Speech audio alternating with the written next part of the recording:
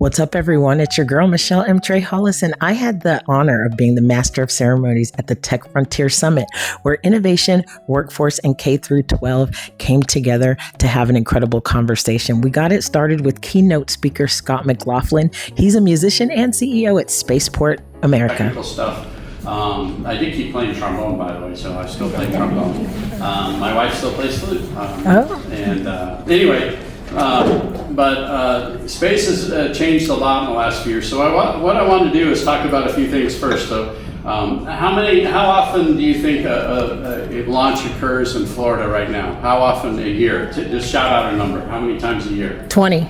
20? Okay, what else? Every 2 weeks.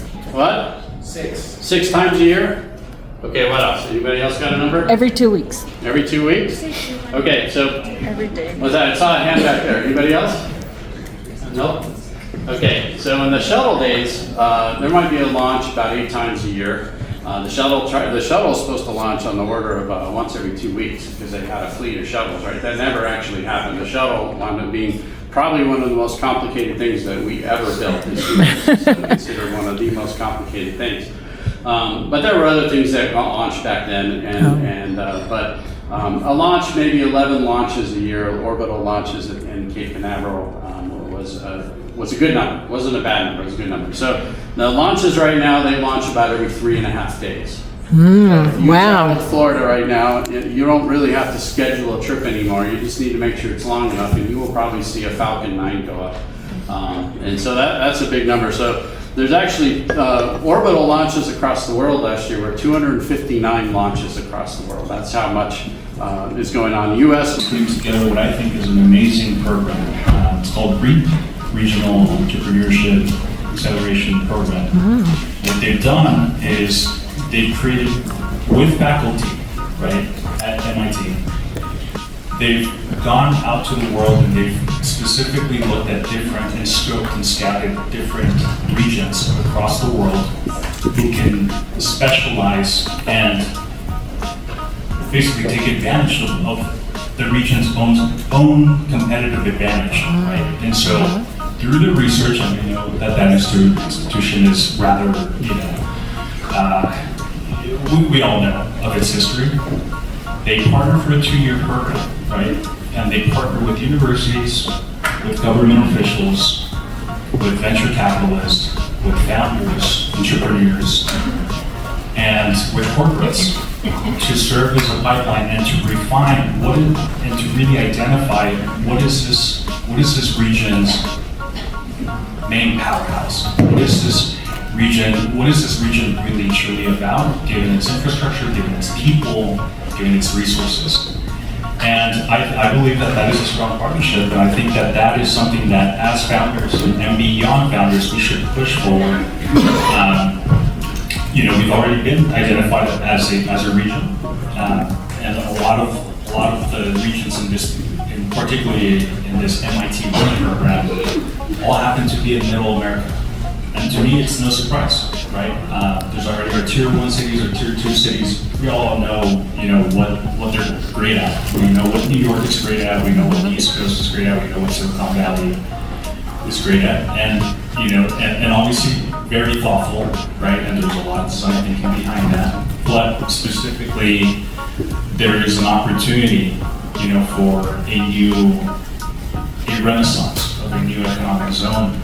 And through, may not be MIT, but I like the structure and the framework that they put behind it. Be a great way to keep us all accountable and to really bring organization and get us on the map. Because there's some really great people, there's some really great work being put behind it, and I think it presents itself as a really good opportunity. It is a force. In our old workforce. Problems that haven't been designed yet. So I'm not saying degrees go away. What I'm saying is we're shifting away from, I think in the country, going from, having students show up in a classroom, they memorize a lot of information, it's all book study, and then they take a test, and then they check the box, and they're done. I'll have to use UTEP as a good example here, where in the Aerospace Center, for example, example, we employ over 100 students a semester. I don't know what the exact number is this semester, but it's over 100. And we put undergrads in the labs doing research. Academic requirements, state mandates, versus what we're discussing here, the importance of innovation, creative thinking, these new programs. How would you say, for our region, would districts, how could they balance this and be effective and create? Following up what you were saying, I really expanded more. I think for all 9 of our regional districts, it's an investment in advanced academics. It's not lowering bars, it's making sure that they are as high as is reasonably possible. Introducing algebra at a much earlier age, or 1 year earlier in 8th grade, is one of those examples. Getting them hands-on experience with artificial intelligence, not just thinking about how to use AI, but what using AI means, what's behind it, what is the basic programming architecture that makes it possible. I don't think we can just rely on Copilot from here on out. We have to still remember to teach the basics in programming and get that right from a logical perspective, because it really is a door that opens many other domains of thought. We teach calculus, I don't think because we're going to be using it in the most practical sense, but because it is a way of thinking that is applicable throughout any problem you face in society. If it's architecture or robotics, such as the things that Fab Lab or Tech Frontiers touched on this year, these things are very, very practical for applying, meaning calculus is very practical for applying that thought.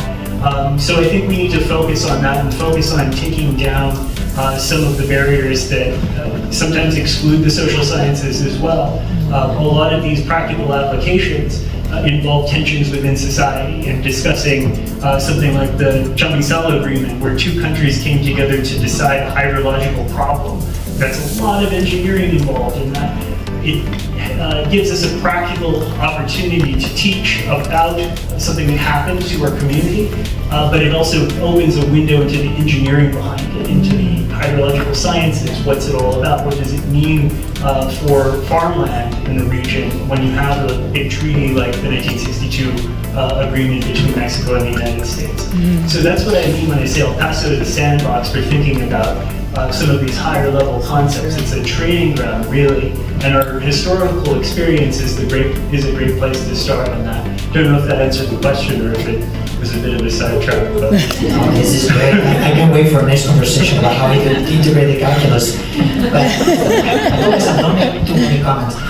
In Australia, I've done these experiments in STEAM education, which at early age. Thank you, Scott McLaughlin, for stepping in last minute in the place of Brittany Brown. Thank you to the amazing panelists and moderators who helped weave together a holistic and regional narrative for the Southwest.